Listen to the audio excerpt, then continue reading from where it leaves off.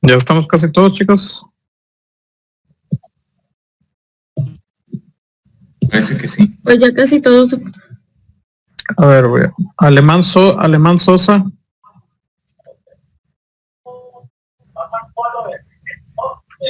Alemán Sosa. Presente, aquí estoy. Arroyo Romero. Arroyo ahorita, no está. Bueno, no sé si está dentro del área COVID, doctor. Blanco Olivas. No, parece que ya entró.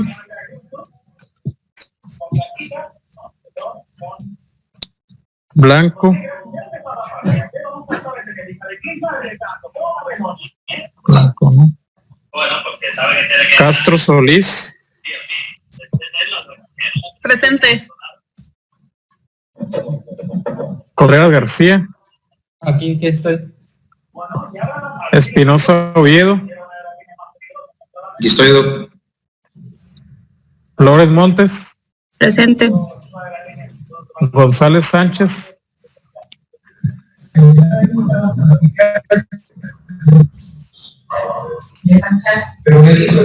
Presente, Arroyo. Arroyo. Sí, casi no escucho. Está muy cortado. González Sánchez.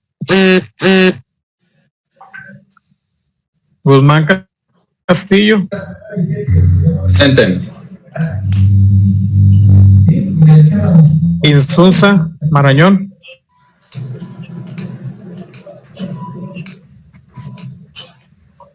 López Delgado, Aquí estoy. López Soria,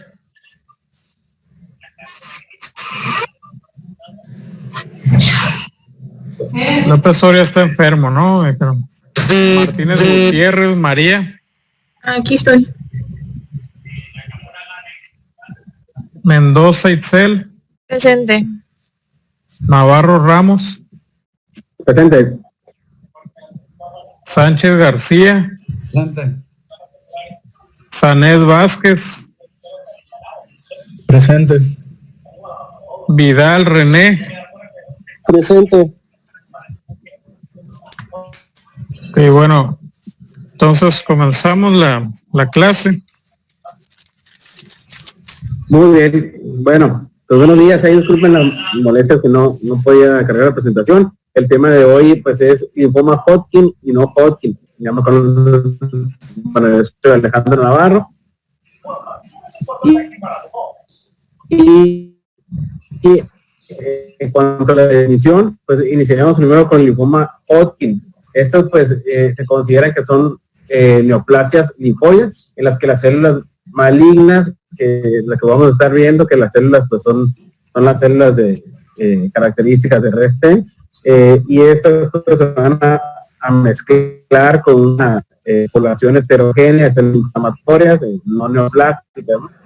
Entonces, este pues se va a dividir en dos teorías principales, ¿no? El que es el linfoma Hodgkin, y esto va a depender realmente de su morfología y tipo. Entonces, principalmente vamos a tener lo que es el clásico, ¿no? El nodular se llama, y los subtipos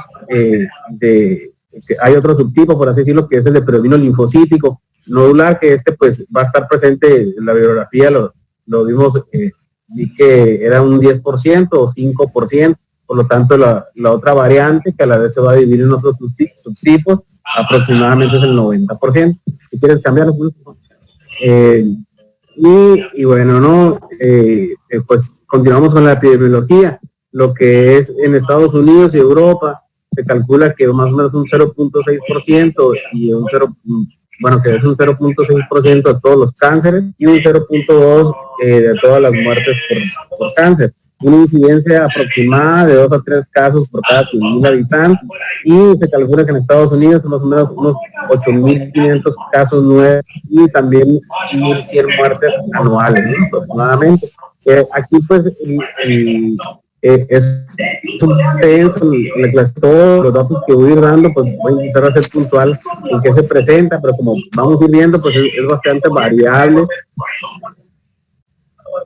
la presentación por decir epidemiología, porque tiene diferentes, pues cada variante o cada subtipo tiene diferentes características. Entonces, con la epidemiología, pues vamos a ver que tiene una distribución modal, con un pico en la adolescencia tardía y en la adulta, y un segundo en adultos mayores. Lo que es el de predominio linfocítico nodular, una incidencia máxima en la parte de década en hombres. Esto, la mayoría son más comunes en hombres, pero actualmente hay algunos que se equiparan, ¿no? Que es hombre-mujer. Si quieres cambiarle, ¿no? Bueno, el tipo que es con el más común, pues tiene una incidencia entre 15 y 37, el que es con celular mixta tiene una distribución bimodal también, con un pico en adultos jóvenes y un segundo pico en adultos mayores, parecidos, si quieres cambiar. En cuanto a los factores de riesgo, pues llama mucho la atención que los factores de riesgo son muy variados también, y es dependiendo del subtipo pues que se presente. Cada uno cuenta con diferentes características. Así es, a grosso modo pude resumir que y también incluso lo divide, tiene varias cuestiones los factores de riesgo. En regiones económicamente desarrolladas y no desarrolladas, lo vamos a ir viendo más o menos, o los ejemplos que ponen más claros era pues en regiones desarrolladas, Europa y Norteamérica, ¿no? En las que son desarrolladas existen pues un poquito más alto en lo que es con el más común y el celular mixta, y pues también se presenta el depresión del linfocito, y en las regiones menos desarrolladas vamos a ver que está relacionado con con lo que es el virus de Epstein-Barr, que vamos a ver que implica algunas infecciones. Puedes cambiar en los diversos factores de riesgo, pues vamos a ver otros factores que son importantes, pero también, como les comentaba, pues siempre es un poco variante dependiendo del subtipo. Encontré yo que la dieta, de manera general, pues una dieta alta en grasas y en azúcares refinados, comentaba, pues es un factor de riesgo para estos linfomas. El peso corporal también está bien, que pues a mayor peso, obesidad, pues con mayor riesgo, al igual que el sedentarismo, el sedentarismo también confiere mayor riesgo. La aspirina, junto con algunos otros padecimientos, se utiliza para prevención de esto, de los linfomas. El peso al nacer, también entre más peso al nacer, está relacionado con mayor riesgo. Y la lactancia, por supuesto, que es protectora, ¿no?, para los linfomas. El tabaquismo también está asociado a este riesgo. Y como vimos, también la inmunosupresión, cualquier presentaciones, también es algo que podría llegar a ser de 5 veces a aumentar el riesgo de estos linfomas, estos contrarios, órganos sólidos, de células hematopoyéticas y en tratamiento con inmunosupresores. También algunos trastornos inmunes también estados, yo creo que los no Hodgkin, ahorita los vamos a ver. Y continuando con los factores de riesgo, quieres cambiar de diapositiva, el riesgo familiar, si hay algún pariente que tenga esta afectación, me encontré que era de 3 a 5 veces aproximadamente, ¿no?, el riesgo aumentado. En cuanto a las características genéticas, pues hay bastantes, ¿no? Más o menos vamos a tratar de mencionar algunas. Las variantes en el LOSI y el HLA, pues son los que están más descritos. El HLA1, HLA-B5, B8 y B18, ¿no? ¿Puedes cambiarle? Y como comentábamos hace rato, los factores de riesgo y la epidemiología y siempre dependiendo de celular o tipo de los linfomas Hodgkin y depende pues también pues de la zona geográfica donde se encuentran. En cuanto a la fisiopatología, vamos a intentar resumir, es bastante larga también la fisiopatología, pero a grosso modo pues estas células o células pues malignas, que es lo que vamos a estar viendo, que son las causantes de esta enfermedad, pues van a derivar los depósitos B del centro germinal o postgerminal también, y tienen algunos mecanismos que van a ser posibles pues tan eficientes o que llegan a causar coma, y es una activación aberrante de las vías de señalización. Es un mecanismo que tiene para subsistir, y también van a expresar factores de evasión inmune. Los factores están estudiados, los vamos a ver cuáles son, y esto pues sí se comentaba que era una evasión inmune, ¿no? Y pues van a perder también estas células, van a perder el inmunofenotipo característico y las expresiones genéticas o génicas características de las demás células, lo cual también va a influir mucho en su fisiopatología. Si quieres podrías cambiarme. Aparte de eso, pues va a haber ganancias o pérdidas de las regiones cromosómicas y pues mutaciones también, algunas mutaciones. Entre los que vi más importantes, pues hay una ampliación de los genes 24.1 que están en el cromosoma 9, y esto va a dar lugar a que hay una disregularización del JAK2, JMJD2, PDL1, PDL2, y aparte de eso, pues nos comentamos ahorita de la señalización aberrante. En esta parte hay otros factores, pero que se mencionaba más, es NF-κB, que va a prevenir la apoptosis y va a promover pues una proliferación celular más abundante. Entonces, si quieres cambiarles, ¿no? Otras vías que también se mencionan son JAK-STAT, el Notch y factor de necrosis tumoral, y hay otros, ¿no? En realidad hay bastantes pues mecanismos implicados en esta estas células tienen diferentes mecanismos para lograr su efectividad. Y también pues lo que comentábamos del PD1 y PDL1L2 como una evasión inmune, ¿no? que van a estar también ligados como son 9P24. El virus de Epstein-Barr, estamos tratando de mencionar un poco más de esto, pero pues es parte importante, o se cree, está estudiándose todavía más completo, pero es parte de la fisiopatología, son los genes que expresan, ¿no? Unos antígenos.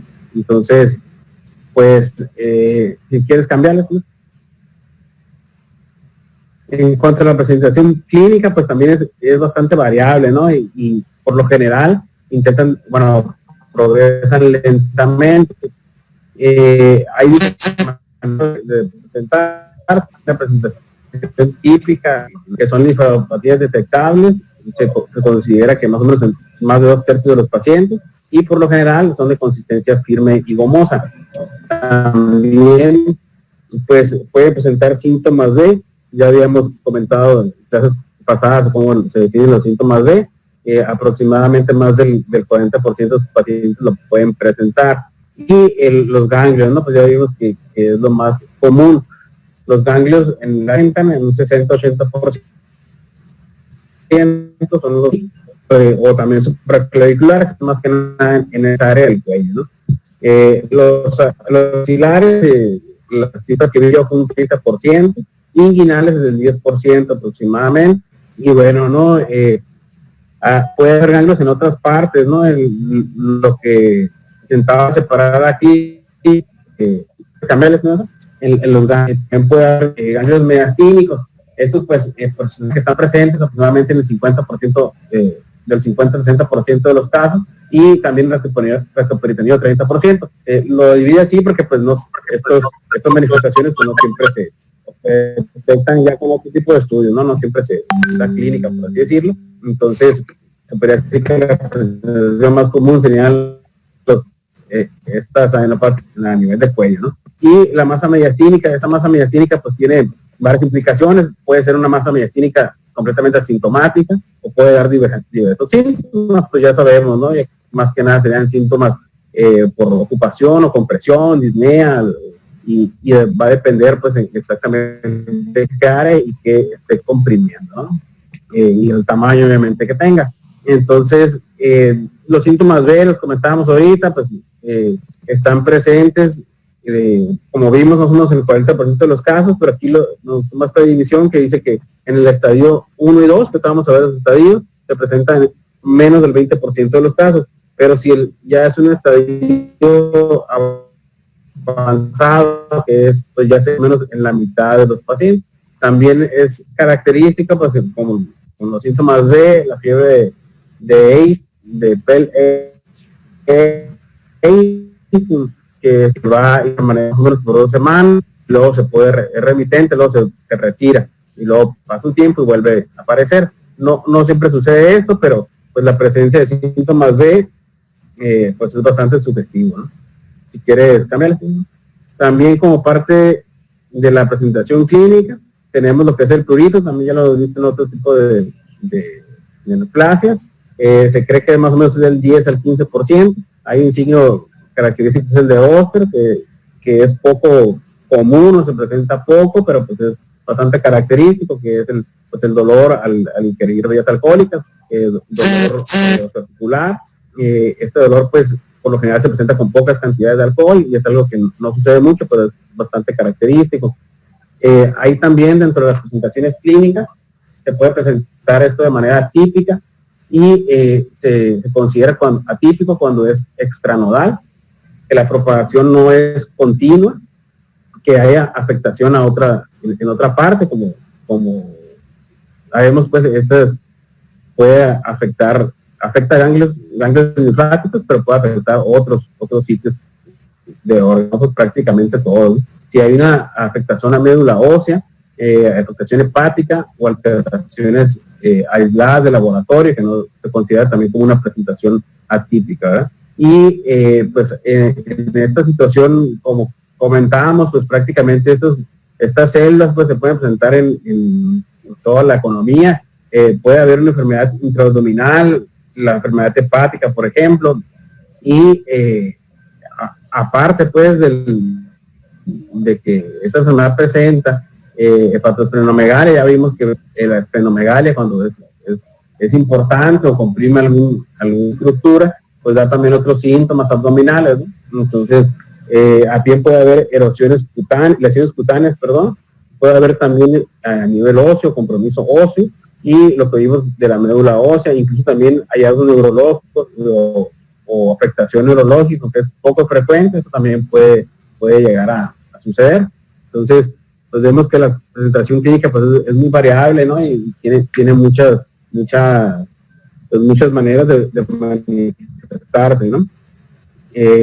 Y bueno, ¿no? Yo creo que si quiero cambiarle ya, voy a intentar con ese cuadrito, será sencillo. De todas maneras vamos a ver de una manera resumida, al final, en el linfoma no Hodgkin, el cuadro clínico en realidad son relativamente similares, ¿no?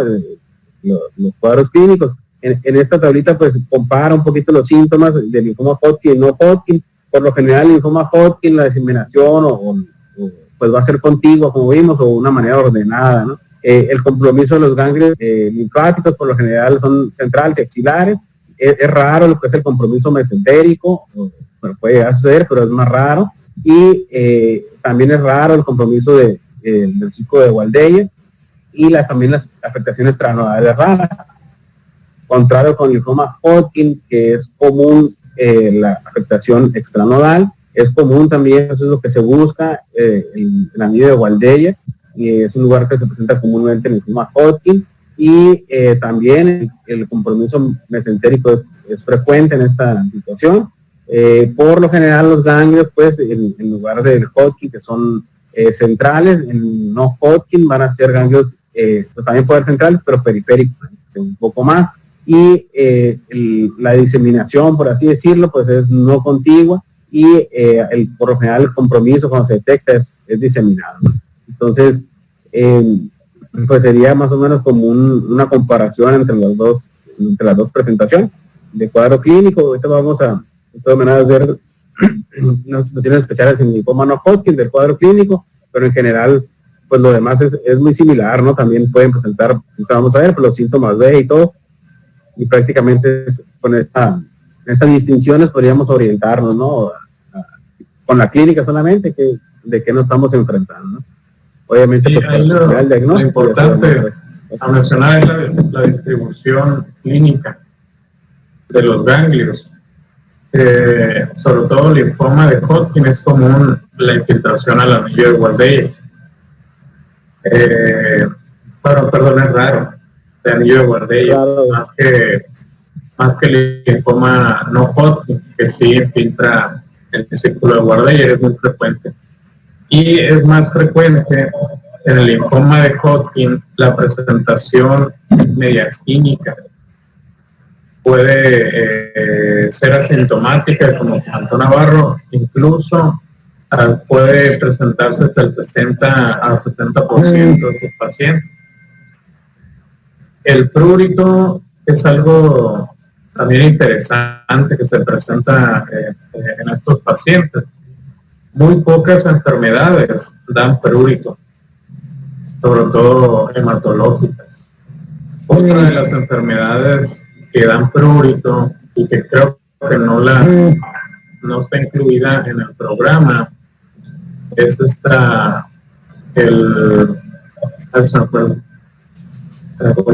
el síndrome de Sézary y el linfoma cutáneo, la micosis fungoide. Creo que lo que les iba a decir. La micosis fungoide es otra de las patologías que da prurito. Es un linfoma cutáneo. El dolor al consumo de alcohol se describe en algunos artículos y sí está relacionado, sobre todo el dolor es en las adenopatías. Las adenopatías duelen al consumir alcohol. Entonces está descrito en la bibliografía que con los pacientes, sobre todo los del linfoma de Hodgkin, pueden tener ese dolor característico. Sin embargo, no es en todos los pacientes. O sea, no es algo general. Y aparece, yo creo, a los minutos de haber consumido alcohol, no es inmediato. O sea, aparece a los minutos de haber ingerido alcohol, aparece un dolor muy intenso en las adenopatías afectadas. Es un dolor muy intenso, pero no en todos los pacientes se presenta. Y lo demás pues son sintomatologías compresivas, dependiendo de dónde se desarrolla el tumor principal, pues van a tener síntomas por compresión. Puede haber síndrome de vena cava superior. Es poco frecuente la presentación del síndrome de vena cava superior pero también puede presentarse en ambos, en linfoma de Hodgkin y linfoma no Hodgkin. Es muy frecuente obstrucciones de ureteros, o sea que hagan por ejemplo como en los tumores de ovario o en los tumores de útero. Es más frecuente que se compriman los ureteros, pero en estos linfomas es poco frecuente, muy raro que obstruyan los ureteros, o incluso obstrucción de la vena renal y que desarrollen un síndrome nefrótico, es muy raro. La fiebre Pell-Epstein está descrita en los linfomas de Hodgkin, ¿vale? La fiebre Pell-Epstein es de los linfomas de Hodgkin, característica. Sin embargo, no es frecuente, es infrecuente la fiebre Pell-Epstein. Recurre, es una fiebre recurrente, los intervalos son variables, pueden ser 3, 4 días entre intervalos, incluso puede tardar semanas para desaparecer esta fiebre. Lo vemos más en los pacientes que son muy sintomáticos. Los pacientes con linfoma de Hodgkin, pues no, es una fiebre vespertina nada más, no recurrente. Uno puede tenerlo varios días, ¿no? Pero no recurre en 2 o 3 semanas como la de Pell-Epstein. Y lo demás, pues el prurito es raro en los linfomas no Hodgkin, es raro que duela con el alcohol, si tienen patología compresiva. Y las adenopatías son más comunes periféricas en estos pacientes. Cuello, axilas, inguinal, incluso abdominal. ¿Vale? Y la de Hodgkin es más común medias clínicas. Igual puede haber cuello, puede haber axilas, inguinal, pero son menos frecuentes. Yo creo que cervical y supraclavicular con mediastino sería lo más frecuente en Hodgkin, hasta un 60 al 80% al diagnóstico. Axilar un 10 al 20% e inguinales un 6 a 12%.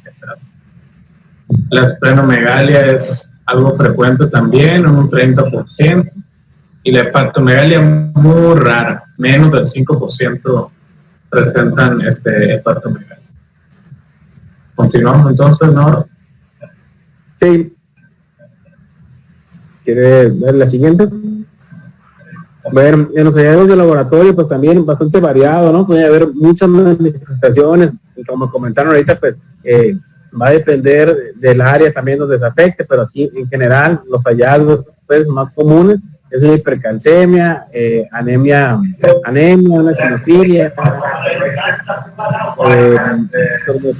linfopenia, pulmonemia. Hay algunos estudios que deben de hacerse, pues ya una vez que se tenga una sospecha o que se vaya encaminando pues para ver ya intencionadamente. Pues todos los pacientes obviamente con tu VH, química sanguínea, electrolitos, pruebas de función renal, función hepática, por la posibilidad de que haya una pues, afectación hepática, también albúmina, también pruebas pues ya enfocándonos, caminándonos dirigidamente hacia el diagnóstico para ver si no hay inmunosupresión, incluso también pues pruebas infecciosas, ¿no? Como otro tipo de infecciones, como hepatitis B, hepatitis C, todo eso se debe ir pues ya planeando, por así decirlo, para ahí. Tenemos aquí está una arriba pues, también. No parece. Bueno, tiene una imagen aquí de una célula de RSM, pues ya los conocemos. Yo creo de todo, solamente recordar un poco de lo que es cómo se ve. Esta es una célula de grande, de 15 a 40 UM, un citoplasma abundante, ¿no? Es característica que está redondeado un infiltrado inflamatorio que se llama, pues, que se asemeja o lo comparan con ojo de búho.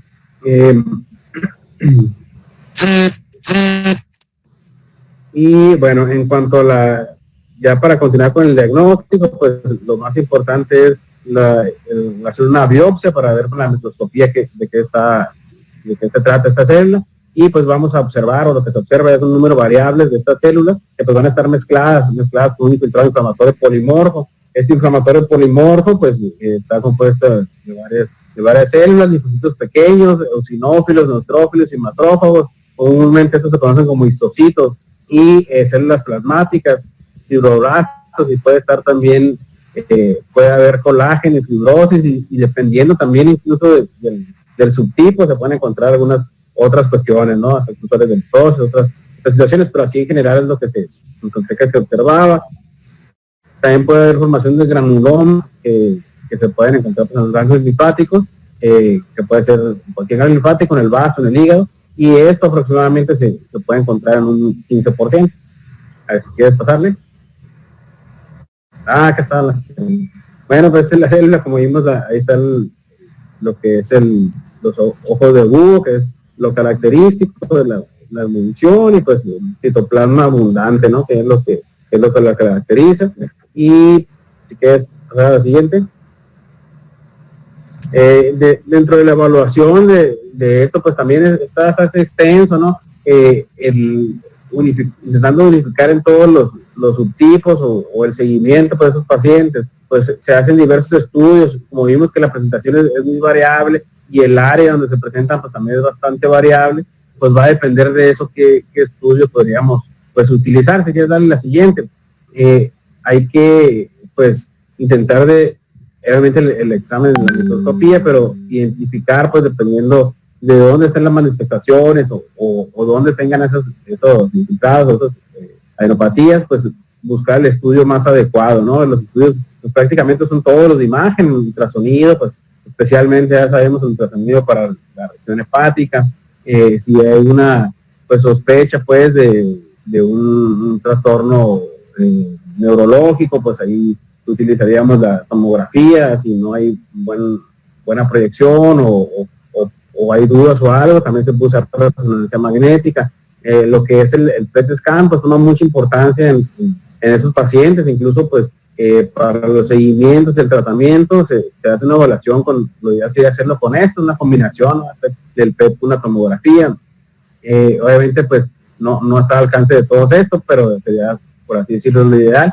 Entonces pues vamos a irnos guiando con toda la clínica que se tiene, con ver la microscopía y dirigirla pues con la imagen a ver pues dónde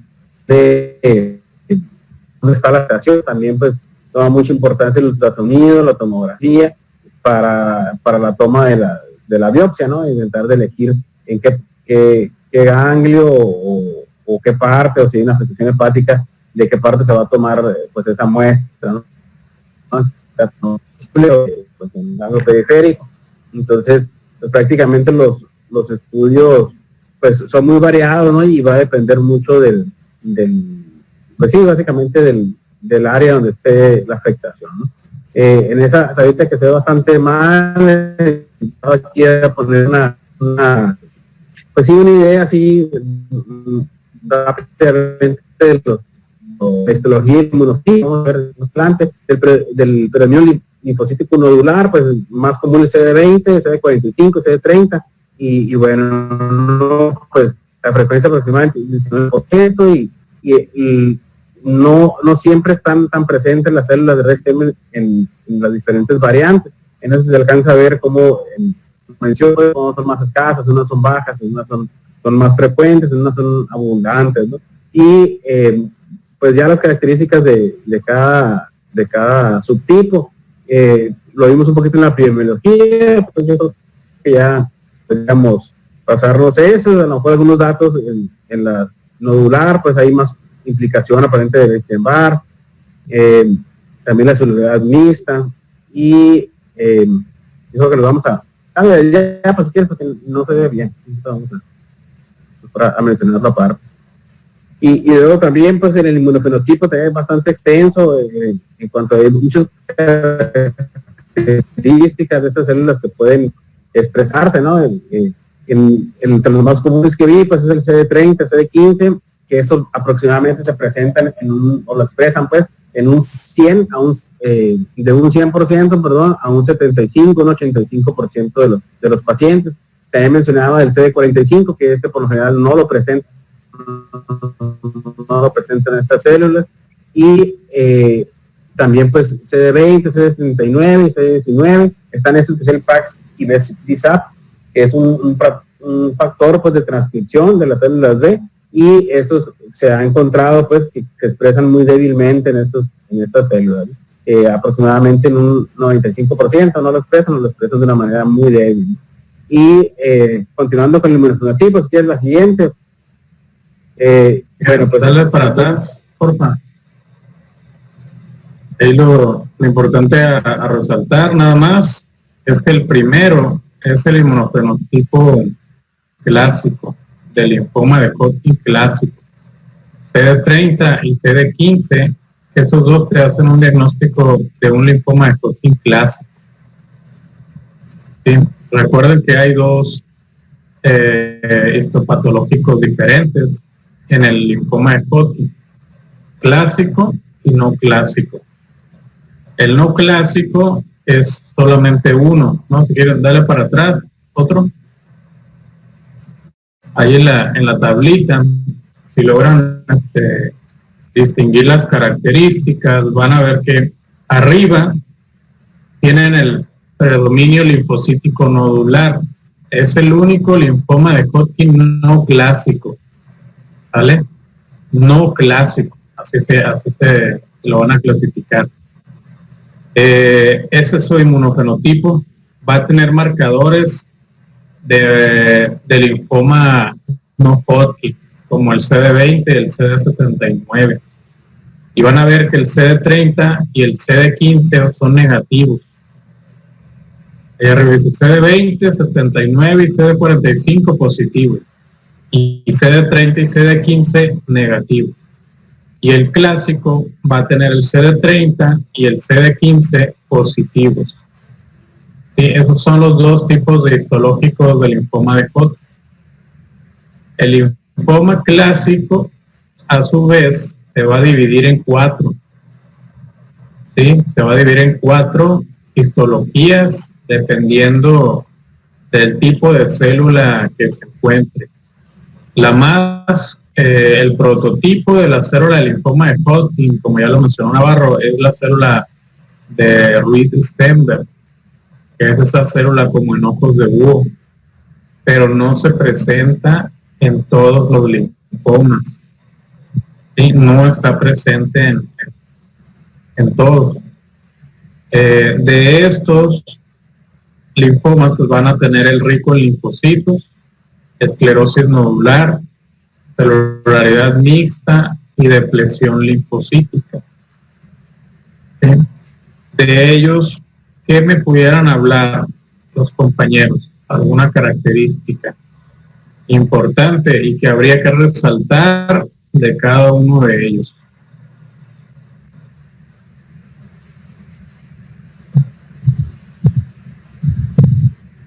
Hola, ¿me escuchan? Sí. Bueno, de la variedad esclerosante nodular, de los linfomas clásicos representa el 70% de los casos.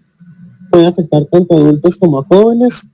Por lo general se caracteriza por ser enfermedad localizada, sobre todo a nivel cervical, supraclavicular y mediastínico.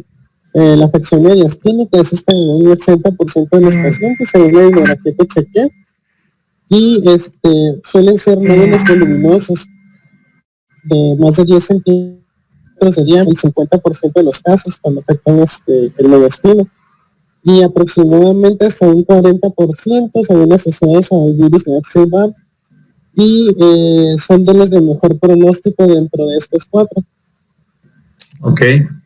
Entonces, de acuerdo, es esclerosis nodular es el más frecuente. De los 4, bueno, de todos, incluyendo el no clásico, esclerosis nodular es el más frecuente. Sí, y puede ser pregunta de examen. La otra pregunta que puede ser es que, como dice René, es más común en mujeres. Es más frecuente y aún así es el único que es más común en mujeres. Los demás, todos son más comunes en hombres. Solo este, que es el más frecuente, es el que se presenta más común en la mujer. Y la afección casi con mayor frecuencia es mediastínica de estos pacientes. ¿Alguien más de otro tipo de linfoma? Bueno, yo leí que el que seguía de infrecuencia era el de celularidad mixta. Yo encontré que hasta el 25% de los casos, veo que en la tabla dice que 16%.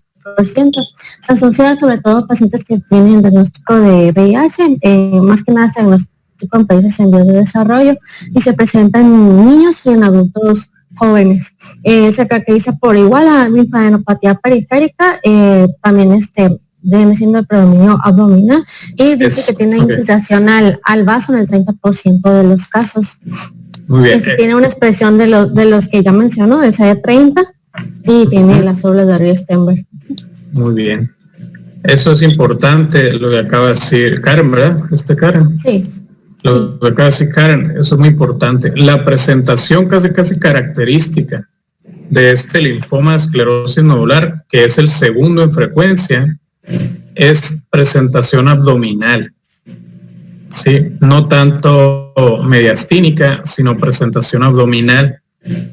Es más frecuente en varones como los demás y generalmente se diagnostica en estadios avanzados, 3 o 4 de la clasificación de Ann Arbor.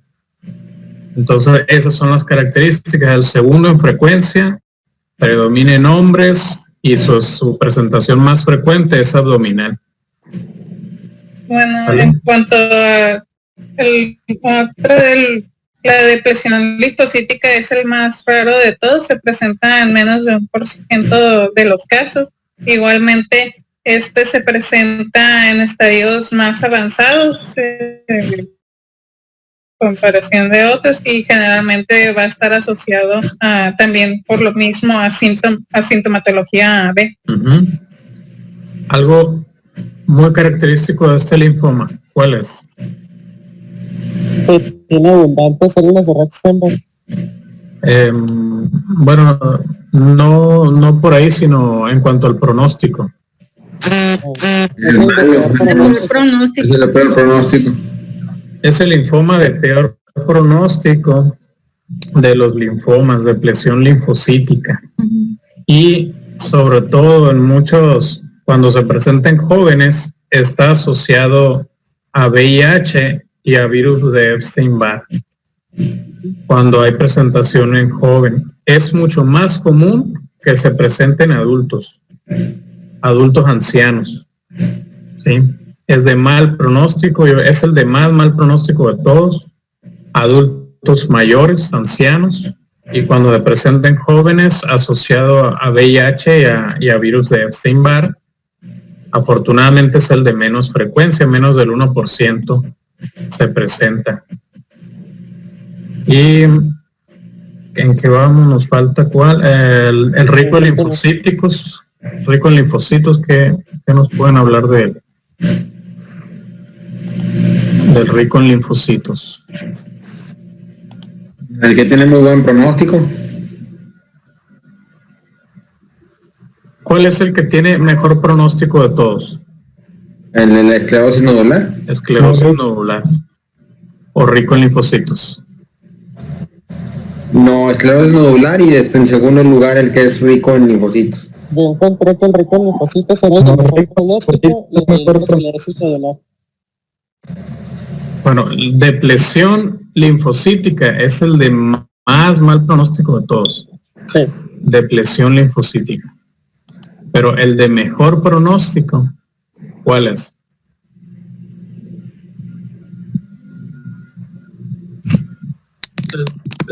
Esta Ok. que tiene rico en linfocitos.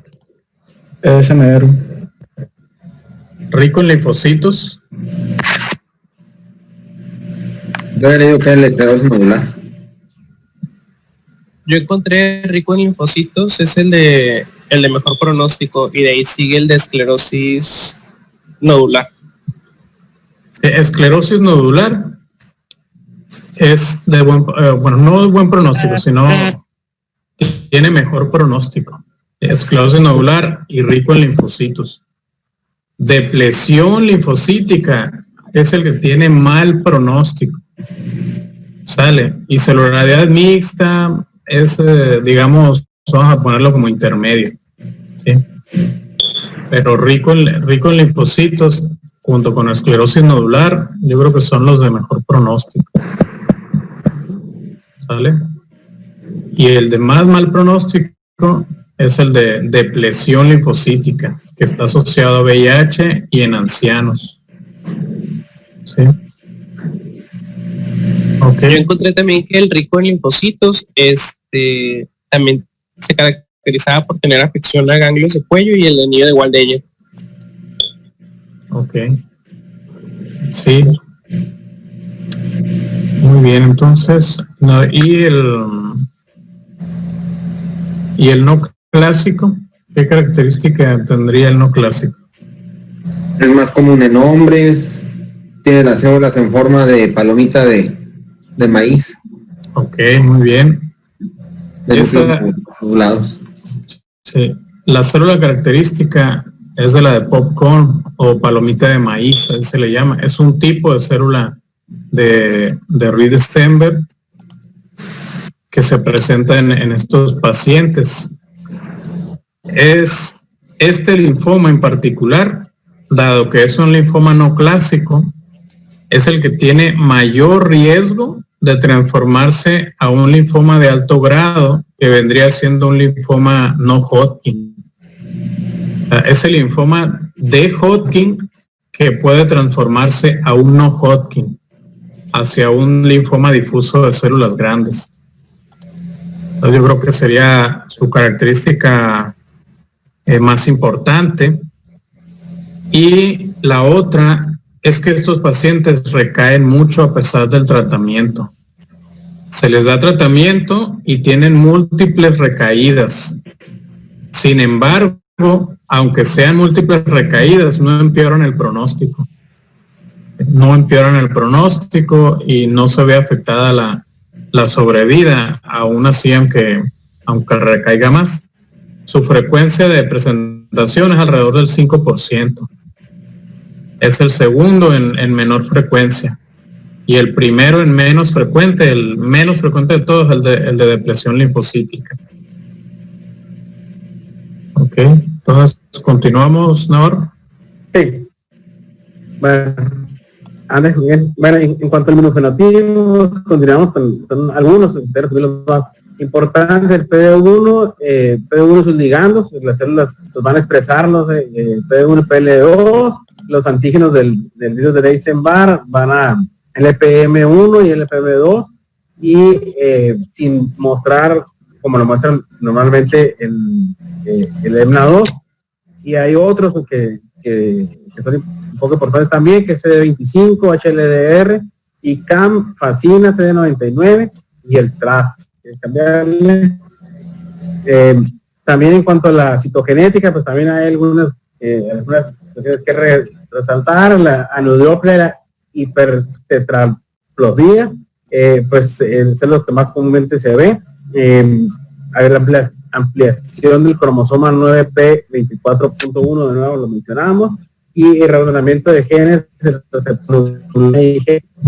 y también de receptores de células T, TCR, PCR, y las mutaciones que más comúnmente encontramos serían las que muestran la inmunoglobulina beta 2, microglobulina, perdón, beta 2, y bueno, no así de una manera pues, muy general, ¿no? Nada más mencionando lo que es la citogenética y los... Si quieres cambiarle. Aparte, pues aquí el diagnóstico, como ya vimos ahorita, nada más voy a mencionar así rápidamente la microscopía. La esclerosis nodular, pues es un patrón de crecimiento nodular en el ganglio linfático, ambas fibrosas que separan los nódulos celulares. La celularidad mixta, pues un patrón difuso de crecimiento elevadamente nodular, sin esclerosis ni formaciones de bandas. Si quieres pasar a la siguiente. Y las otras modalidades del linfocito rico es un patrón de crecimiento nodular. También puede ser una característica difusa y la patología en linfocitos pues es poco común. Ya las características ya las comentaron. En cuanto al diagnóstico diferencial, pues hay algunos, bastantes también diagnósticos diferenciales, como puede ser un proceso reactivo, una úlcera mucocutánea por virus de la Epstein-Barr, con el virus de la Epstein-Barr positivo, perdón, un linfoma anaplásico de células grandes, otros tipos de linfomas también de células B, un linfoma primario de células B clínicas y bueno, variaciones pues que estamos viendo aquí de linfoma de Hodgkin, que puede llegar a confundir, incluso ser difícil, puedes diferenciar. A grosso modo son los diagnósticos diferenciales más que más encontré.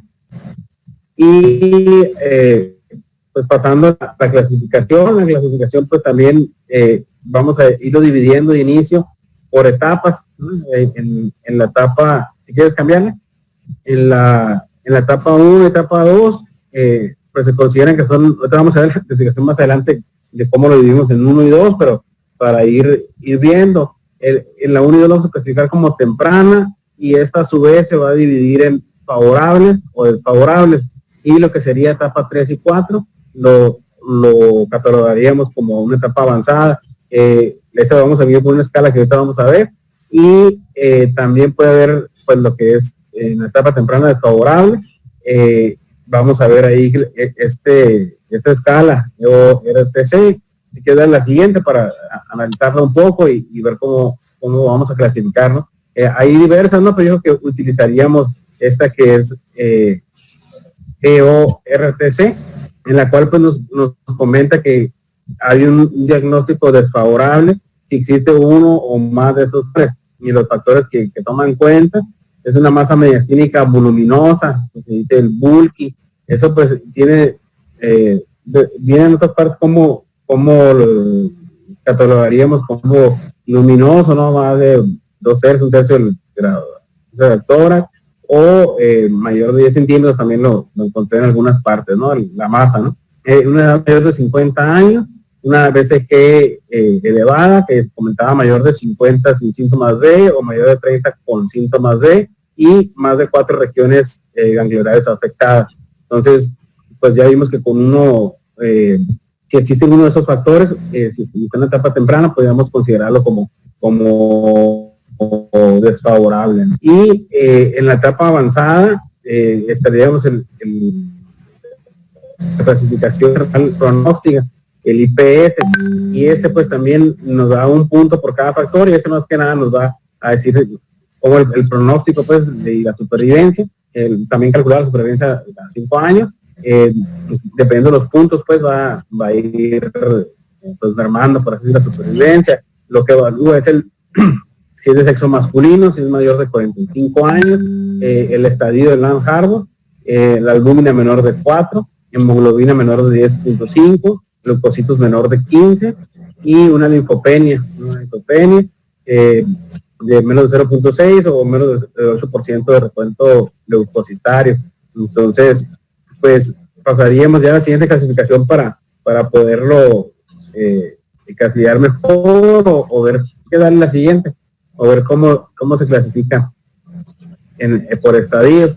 Los estadios pues vienen dados de estadio 1, bueno, son 4 estadios y tienen algunos otros componentes para poderlo catalogar de una mejor manera. En el estadio 1 pues es una afectación en una sola región ganglionar o una estructura linfoide que va a incluir lo que es el vaso, el timo y el anillo de Waldeyer. El estadio 2 es una afectación de 2 o más ganglios o 2 o más regiones, ganglionares en el mismo lado del diafragma. Y el estadio 3 es la afectación de esas regiones ganglionares en ambos lados del diafragma. Y a su vez se divide en 3-1 y 3-2, que sería el 1, afectación de adenopatías abdominales altas, que sean los ganglios portales, celíacos, ilios esplénicos, y el tipo 3.2, una afectación de adenopatías abdominales bajas, que sean los ganglios paraórticos, ilíacos y mesentéricos.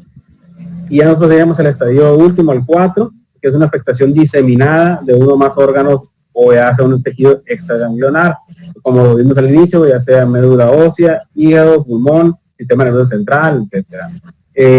Todos estos, estos 4 estadios se les va a poner, agregar otro sufijo, en el caso de que tenga o no tenga síntomas B. Si tiene síntomas B, pues se le pone B, y si hay ausencia, pues A. Entonces, también vamos a agregarle, dependiendo si la extensión es localizada a un órgano o tejido, pues, a partir de un ganglio afectado contiguo, no hace lo que es avanzar el estadio, y esto se va, y sería así, pues se agregaría un sufijo, el sufijo E, y también está el X, que es si la enfermedad es voluminosa o es tipo bulky, que se va a considerar las masas mediastínicas de más de 1/3 del diámetro torácico, que lo mediría de T5 a T6, y o la otra sería que fuera la masa fuera más de 10 centímetros de diámetro. Y también pues podemos clasificarlo de una manera clínica o patológica, y eso sería pues si hay alguna o un subíndice que se puede como dependiendo pues, un lugar donde se puede estar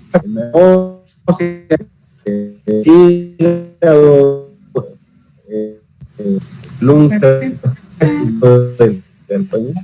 clasificación es bastante importante. Eso pues de aquí deriva las previas, y sería la manera de clasificar el linfoma, obviamente pues de tratamiento, ¿no? No sé si tengan alguna duda de la clasificación.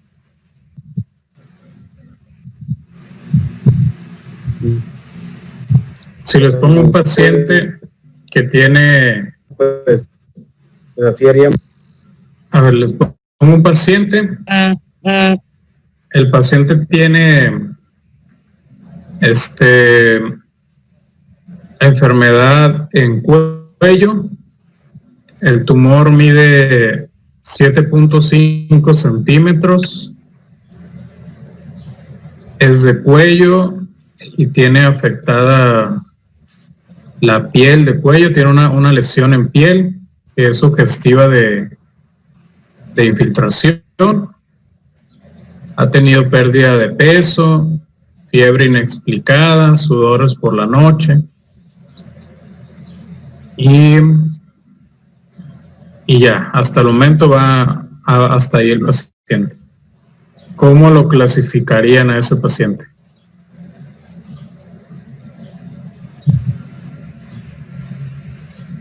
Tiene un tumor en cuello y tiene afectación de piel, de cuello también, que es sugestiva de infiltración. ¿1B? ¿1BD? 1BD. 1BE sería, ¿no? ¿Sí? 1BD o 1BE.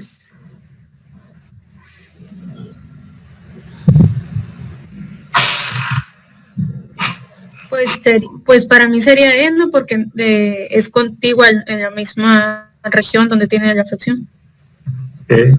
Sí, puede ser E, pero si tú quieres, como dice la clasificación, si tú lo quieres especificar, le puedes poner D.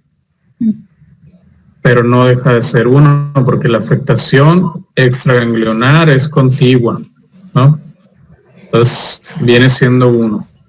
Y un paciente que tiene enfermedad en cuello, el mismo paciente, pero le encuentran esplenomegalia y tiene esplenomegalia y ganglios axilares. ¿Cómo lo clasificarían?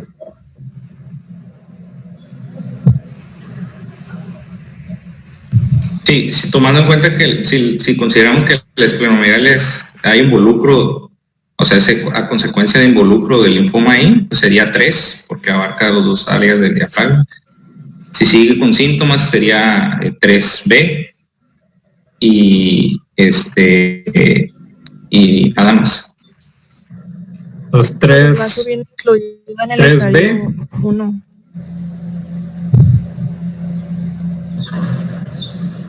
¿3B sería para Espinosa? ¿Alguien que tenga otra? Pues sería entonces 1B, porque está involucrando vaso ya, pues. O sea, pues sí, 1B. 1, ya. Okay. ¿Por qué sería 1? 3, bueno, etapa 3, 1, porque mencionaba que la 3-1 afectaba el vaso, había afectación del vaso. 3-1. Y tiene síntomas B. Te lo daría la B nada más. Ok. Bueno.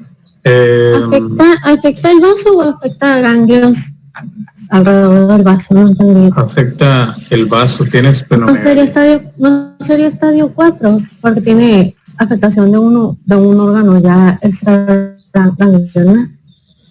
Yo leí que el vaso se consideraba una estructura con solo un ganglio, pues. Sí, ahí es a donde iba a llevarlos, porque en esta clasificación, vaso es considerado un sitio ganglionar. ¿Sí? Ok. Vaso, timo y anillo de Waldeyer es un solo sitio ganglionar. Entonces, si el paciente tiene axila, cuello y vaso, es un estadio 3. Sería 3-1. O sea, nada más estaría bien que le pusieran estadio 3. 3B, porque tiene síntomas B. Incluso ya las últimas guías mencionan que si el tumor es arriba de 7.5 centímetros, ya lo puedes considerar como bulky, como voluminoso, arriba de 7.5. Entonces también podrían ponerle una X, porque mide 7.5 el tumor. Y ya solo es catalogado estadio 4 cuando el paciente tiene afectación de un órgano extraganglionar que no es contiguo. Si es médula ósea, obviamente no es contiguo porque no hay ganglios en médula ósea. Si es hígado, es estadio 4 porque hígado no es ganglionar, ¿sí? Y es un órgano. Pulmón es lo mismo, riñón sería lo mismo, ¿sí? Intestino sería lo mismo, sería grado 4, ¿vale? Piel sería grado 4 si fuera en un sitio no contiguo, ¿vale? Entonces, tejidos extraganglionares que no son considerados ganglionares son grados 4. Entonces, si es contiguo la piel, por ejemplo, si es contigua la afectación, ahí no importa porque puede clasificarse como un sitio contiguo, no como extraganglionar, no como extraganglionar para un estadio 4, ¿no? Entonces, ¿quedó claro esa clasificación entonces? Esta clasificación se puede utilizar también en los linfomas no Hodgkin. De hecho, también la utilizamos para los dos. ¿Sí? Y pues tienen implicación pronóstica, sobre todo. Algo que se me había pasado ahorita comentarles es sobre la patología, o sea, la histología de los tumores. Ahorita que dijo... ¿Quién dijo de la célula de popcorn? Espinosa, ¿tú fuiste? ¿Quién dijo de la Alemán fue, ¿no? Alemán. De la célula en palomita de maíz. Hay otros tipos de células que pueden encontrar. ¿Alguien me podría comentar alguna? O sea, yo les dije al inicio que la célula Ried-Steinberg es la célula prototipo. Pero hay otros tipos de células de Ried-Steinberg, no nada más la célula de Ried-Steinberg, sino la célula de popcorn es una. Porque he encontrado que la misma célula Ritzenberg puedes tener diferentes formas, ¿no? Puede ser uninuclear o puede ser multinuclear también. Que puede ser en forma lacunar, mencionaba, momificada, y otra que no me acuerdo cuál. Lacunar es otra. Momificada mencionaba, y otra que no me acuerdo bien, que no me acuerdo. ¿Dónde la encuentras, María del Rosario, la célula lacunar? La lacunar la encontraba.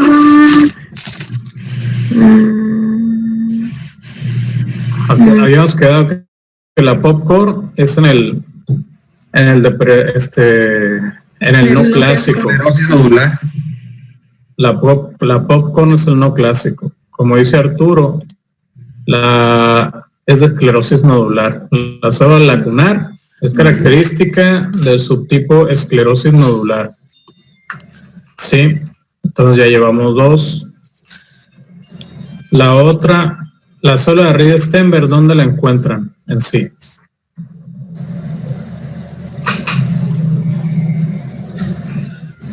La célula de Riedenberg, porque dice Navarro que la célula de Riedenberg es característica del linfoma de Hodgkin.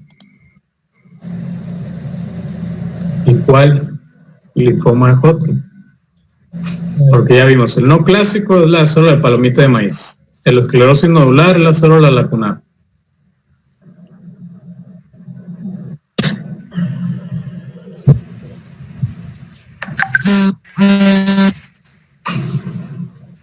¿No? Se podía encontrar en casos con depresión linfocítica y también en predominio linfocítico acompañado de monocitos.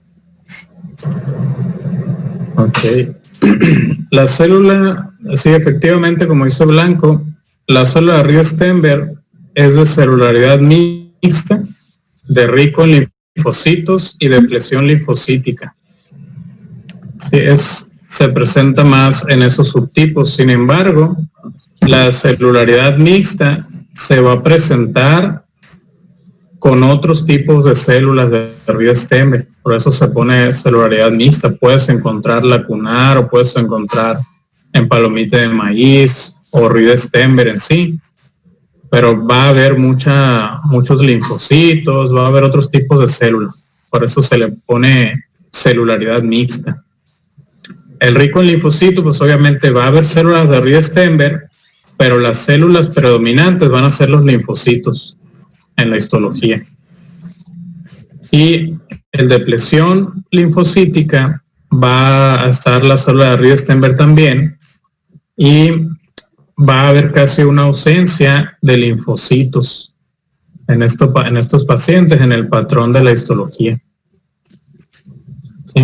Va a haber casi una ausencia de linfocitos. Se ve como una médula ósea hipocelular, ¿vale? Con muy poquitas células, pero pueden presentar cualquier tipo de células. ¿Sí? Más que nada la célula de Riedenberg.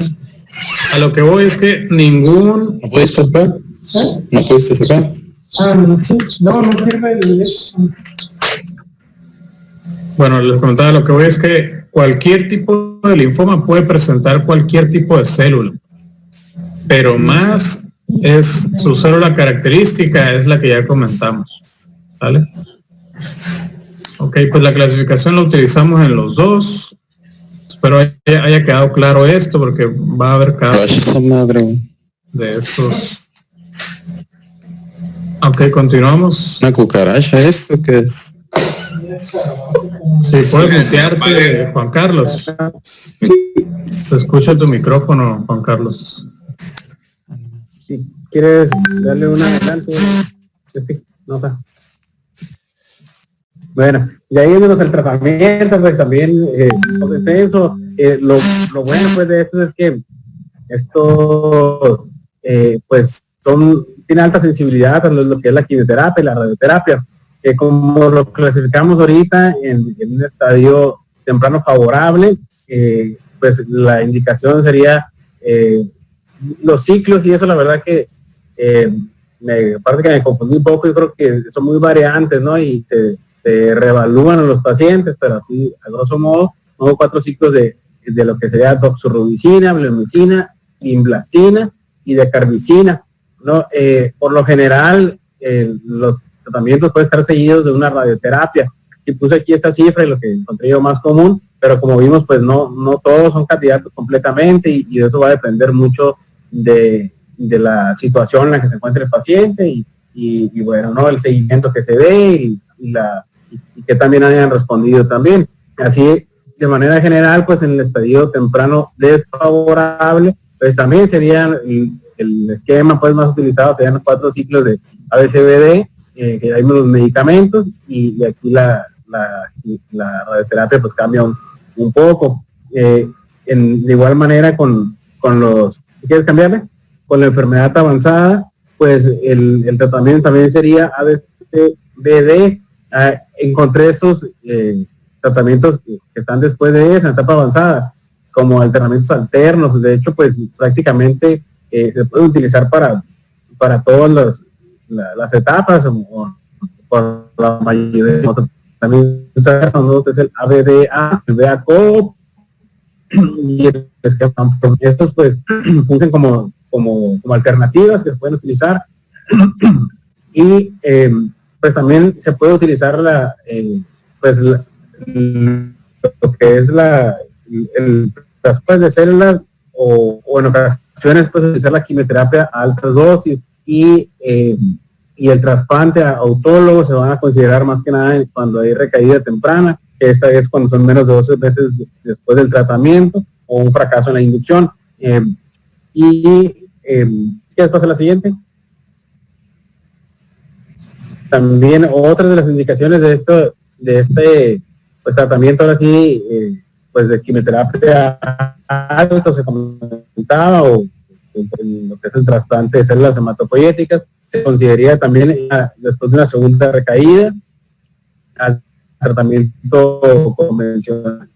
Con tratamiento de la primera recaída que sufre otra recaída, ahí se podría utilizar este tipo de tratamiento.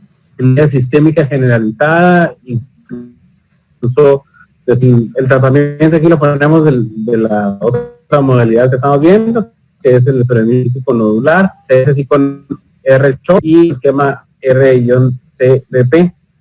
Estos esquemas pues son así, a grosso modo los que yo encontré. Se pueden hacer variantes pues, como vimos, con esas alternativas, y aparte pues la cantidad de ciclos, y eso está, yo lo entiendo como que está sujeta pues a cambios, ¿no? Que no pues, se individualiza, ¿no? Pero más o menos los que son de 4 a 6 ciclos, incluso pues se dan esos 4 ciclos y a veces pues lo ideal, como vimos ahorita con los estudios de imágenes, dar un seguimiento con los pacientes de estrecho, obviamente con más estudios de imagen. Lo ideal sería un PET con una tomografía. Incluso hay veces que se elige, también se ve mucho en enfermedades de Non-Hodgkin, pues una asociación, a veces primero dar la radioterapia y después dar los ciclos, dar los 4 ciclos y luego esperarse y dar otros 2 ciclos. Eso sí, la verdad, yo lo entendí y como que era más pues dependiente, ¿no? de cada enfermo, ¿no? Entonces, pues no sé ahí si usted nos puede ayudar o si está bien así como lo comprendí yo. Sí, bueno, en general no es tanto lo que les va a competir a ustedes dar el tratamiento de los pacientes. Nada más lo que quiero que les quede claro es que el tratamiento estándar es ABCBD. Si yo les pregunto cuál es el tratamiento de estos pacientes, pues van a contestar ABCBD, ¿no? En general, el tipo de ciclos pues va a depender de varias situaciones. Si tienes un PET, para seguir al paciente. Si no tienes un PET, pues puede ir acompañado de radioterapia, ¿no? En general puede ser 2 ciclos de ABCBD para los estadios favorables, más radioterapia, o 3 ciclos de ABCBD y el tratamiento guiado por PET. Si el PET está negativo, pues ya no das más tratamiento y ahí le dejas. Si el PET está positivo, generalmente lo llevas a 4 ciclos de ABCBD y luego radioterapia, que es lo que se prefiere. La única opción de no radioterapia es que tú tuvieras un PET, darle 3 ciclos y le haces el PET. Si está negativo, ya no das radioterapia de consolidación. Los de riesgo desfavorable, generalmente lo que prefieres es dar de 3 a 4 ciclos más radioterapia a campo afectado. Y en estadios avanzados, aquí puedes utilizar el ABBD hasta 6 ciclos, o incluso utilizar esquema BICOP. Y ya los demás, Stanford 5, ECHAP o todos los demás que encuentren, son para recaídas o refractarios. ¿Vale? Pero el tratamiento es en sí para estadios localizados y estadios avanzados. ¿Qué vendría siendo un estadio localizado? 1 o 2 por anárbol. 1 o 2 por anárbol. Estadios avanzados, 3 y 4. Pues estadio localizado, pues ya saben que van de 2 a 3 ciclos de ABBD más radioterapia. Estadio avanzado va ABBD hasta 6 ciclos y radioterapia. ¿Vale? Si hay recaída, pues la única indicación de trasplante en estos pacientes es que tengan recaída. Generalmente no se trasplantan de un inicio, únicamente que el paciente haya recaído tras el tratamiento, ya que el tratamiento en estos pacientes es bueno si lo inician con tiempo. El tratamiento se inicia con tiempo, o sea, recién diagnosticado, que no haya dejado pasar mucho tiempo el paciente, que no venga con masa tumoral grande, ¿sí? Entonces, en general les va bien este tipo de pacientes. Continuamos entonces. ¿Duda con esto? Muy bien. Pues yo lo que me parece importante también mencionar es referente al tratamiento, pues obviamente tratamientos pues, agresivos, ¿no? Ya sea radioterapia, la quimioterapia. Recordar pues siempre cuando ya se planee esto, pues tener en cuenta, por ejemplo, con los tratamientos de quimioterapia, la blemicina, pues ya sabemos que tiene pues, bastantes efectos adversos, sobre todo a nivel pulmonar, la doxorubicina, pues los pacientes deben de tener un ecocardiograma, pues ya sabemos por la prestación cardíaca que da, y pues todo eso correr, ¿no? Cuando un paciente esté en tratamiento o se vaya a planear el tratamiento, pues que tenga todos esos, pues ahora sí que un abordaje completo, ¿no? De todas las pruebas que se ocupen hacer junto con los laboratorios para que pues no le perjudique o tanto se sepa qué tanto va a perjudicar la quimioterapia.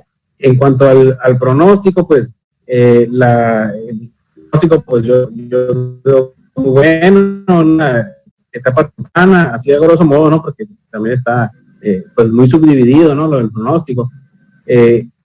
Con una excelente supervivencia mayor del 90% y una etapa avanzada, pues también un 75 a 90%. Con sus variantes claves que les comento, eso era lo más clásico, ¿no?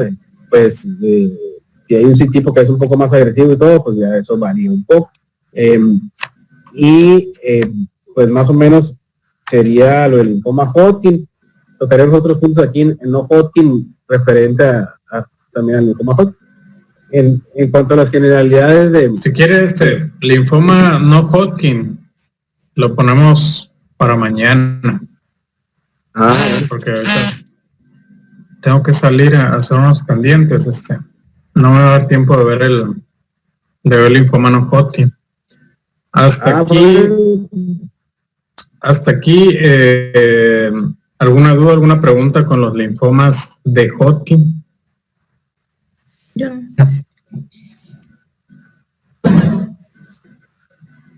¿Quién dijo yo? ¿Alguien? Escuché a alguien decir yo. ¿No? Bueno, lo que estuvimos comentando, pues muchas de lo que comentamos pueden ser preguntas de examen. El examen, lo que le había comentado a Vianey, es que va a ser, yo creo que en la plataforma de Google, para contestarlo en línea. Me voy a poner de acuerdo con la doctora Martínez para que ella me mande sus preguntas de los temas que vieron. Y pues ya de los temas que vimos nosotros, el prototipo serían casos clínicos. O sea, no van a ser como, ¿cuál es los dos tipos de linfoma que existen? Hodgkin y no Hodgkin. No, así no, van a ser casos clínicos. O sea, casos clínicos. Pues tienen que estudiar. Vamos a ver mañana la no Hodgkin porque también es muy extenso. Y hay unas cosas puntuales que sí necesitamos ver bien.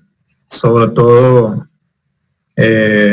traes ahí Navarro folicular, difuso, manto. Sí, no sé si quiera más o menos avanzar un poco la presentación, pero pues también fue un poco pues así general, ahí pues factores de riesgo, patología. En esta tablita pues viene pues más o menos explicado así como un poco mejor que la pasada, las características de cada una. Y vayan si quieres ahí, y no desglosé completamente todo, sino que puse así sus tipos que hay y datos, ¿no? Pero ahí sí necesito que añadas más lo de cada uno de ellos. Bueno. Sobre todo linfoma difuso, sí. Linfoma folicular, linfoma de Burkitt, linfoma del manto,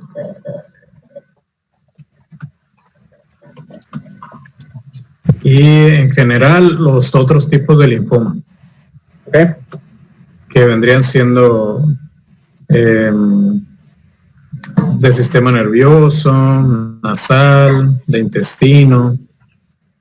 Creo que esos serían los más importantes, poniendo más enfoque en difuso, folicular, manto y Burkitt. Ok. Sale. Muy bien. Pues si no te da tiempo para mañana, la reagendamos esta clase y el miércoles vemos lo que sigue, y la otra parte de linfomas la ponemos otra fecha. Bueno, sí, como ustedes quieran.